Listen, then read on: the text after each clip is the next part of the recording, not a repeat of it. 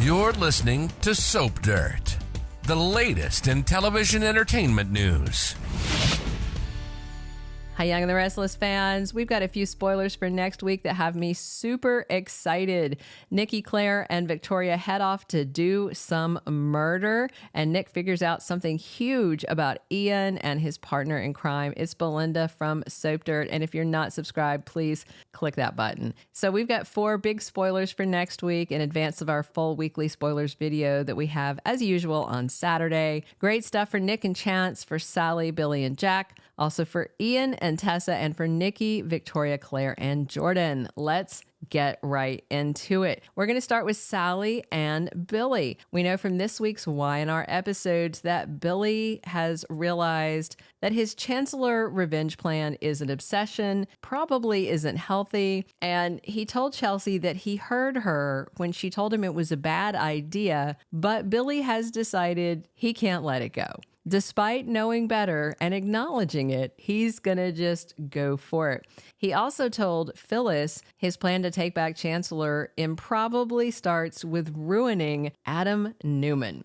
When he told Phyllis that, she scoffed and said, "This is a vendetta." She thinks Billy is targeting Adam because he's still salty that Chelsea cheated on him with her ex-husband. Billy denied it and said he is going to target Adam because Victor's kids are his weak spot. And Phyllis pointed out that Adam already has a terrible reputation. She doesn't even know where he's going to go from here. Meanwhile, Sally wants Billy to go to Paris with her to enjoy the City of Lights, you know, all the romance, but also to get him away from these revenge games. And next week, Sally rolls up on Billy, who's having drinks with his brother Jack Abbott at the Jazz Lounge, and she interrupts them as they are finishing up.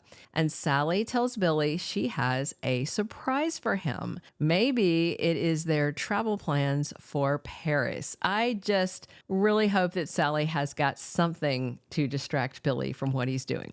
All right, let's move on to Ian Ward before we talk about murder plans. So we've heard this very bad man tell Victor, Mariah, Nick, and anyone that will listen that he is totally redeemed. He's a new person. He's a man of God, and he's only back to Genoa City to make amends. But Ian is a big, fat, psychotic liar. And unfortunately, Tessa has been nice to him. And Ian has figured out Tessa is Mariah's Achilles heel, his way in. Somehow, Ian gets Tessa to talk to him next week at Society, even though Abby has banned the guy from her restaurant. And Ian is making this big show of his whole redemption song and dance, and he admits to Tessa that he was a bad father to Mariah. And what he tells her is somewhat truth, somewhat not. Ian tells Tessa he tried to destroy all the goodness in Mariah when he was raising her. And then Ian tells Tessa that he hates himself for what he did to Mariah and begs Tessa to help him. The only thing Ian hates is that he didn't get everything he wanted, which was making his daughter his wife, because he's a twisted creep. So if you remember, Mariah warned Tessa repeatedly, don't talk to him. You can't believe a word Ian says. He's a master manipulator. He is a monster. But Tessa seems to somehow get sucked in by this guy. And I wonder if she's going to put herself, Mariah, and baby Arya in danger by even giving him oxygen, giving him the time of day. All right, let's get now into the really good stuff about Nick Newman getting a clue. I mean, either next week Chance somehow gets a search warrant because he and Nick are in Ian's hotel room, or gets access some other way. You know, if Ian checked out of the motel, then Chance could go to the front counter and ask them to show him the room before they clean it. He wouldn't need a warrant for that. And no matter how it works out, Chance and Nick are in that room. And Chance, amazingly, is doing actual detective work. It's really cool. He's being a real detective. It's weird. And he finds this glass with lipstick on it and says it doesn't look like Ian's shade. And Chance's brilliant deduction, along with Nick's, is that Ian's accomplice might be a woman. Nick has been pushing him to do this, to look into this and has been theorizing because Nick got a clue way before he did.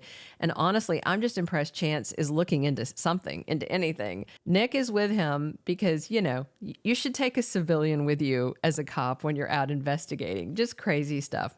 But despite finding the lipstick and them realizing, okay, probably a woman is working with Ian, there's still no direct line between Jordan and Ian, and she's not on their radar at all. I mean, it'd be great if someone showed Claire the footage of Sharon's kidnapping, because the person that drugged and stole her looks familiar to the people who have seen it, but they can't figure out who it is. But I know Claire would recognize her crazy great aunt in a heartbeat. All right, finally, let's talk about murder, because 3 people are plotting a murder. Jordan's murder, to be specific. As this week on Young and the Restless ends, we have Claire convincing her mom and grandma that Jordan needs to die. And Claire needs to be the one to do it to redeem herself for the bad things she did to the Newmans, even though they insist it's all water under the bridge. However, Victor walked in on them talking this week and he can tell something's up. He didn't hear quite what they were saying, but he knows his wife, daughter, and granddaughter are hiding something from him. So next week on Y&R, Nikki tells Victoria and Claire that as long as Jordan is alive, that she is a threat to their entire family. That is very true. Claire agrees and says it's time to figure out how to do this. She wants to plan how to do it and where they can take Jordan to kill her and have done with it and hopefully not get caught. And it turns out Nikki has an idea, and she tells Victoria and Claire to grab their coats and they roll out of the new ranch house. They are like Charlie's Angels, but avenging angels of death, going after Jordan. So I'm not sure what Nikki's big idea is, but Victor was lurking in the next room, listening. And now he knows Jordan is back because they say her name. And he knows that the women that he loves most in this world are all about to put themselves at risk to kill that wicked other woman. And I cannot imagine Victor is going to let it stand. I also wonder if now that he's heard Jordan's name and knows she's back, if he goes back and looks at the surveillance footage and realizes, oh yeah, Sharon was taken by Jordan. So maybe they actually don't need Claire to see the video. They just need somebody who knows that Jordan is out of prison free range to really take a critical look at that video. And I suspect Victor and his security team might follow the homicidal trio and stop Victoria, Nikki, and Claire from killing Jordan. Not because Victor gives a damn if Jordan lives or dies, but because he would rather take care of it himself than have Nikki, Claire, or Victoria risk getting caught and going to prison, right? Maybe Victor had a brand new cell built under their new ranch house, you know?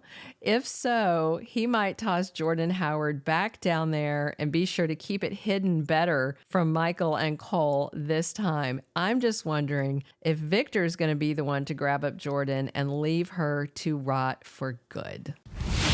Thank you for being a loyal listener. Follow us wherever you get your podcast, because you don't want to miss the next episode. Soap Dirt is on all the major podcast platforms, including Apple Podcast, Spotify, iHeartRadio, and more.